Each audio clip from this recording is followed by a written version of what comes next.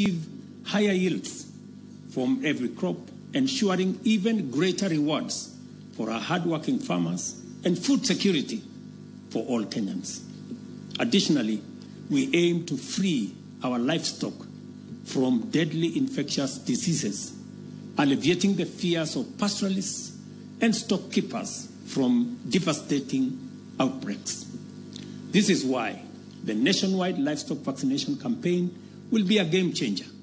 Unlike segmented vaccination efforts that left some areas unprotected and vulnerable to outbreaks, thereby risking reinfection in vaccinated regions, this voluntary, comprehensive approach will eradicate these threats comprehensively once and for all.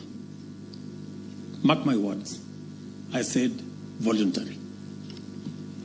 In 2025, we will be busier at school and at work, better nourished, safer, more secure,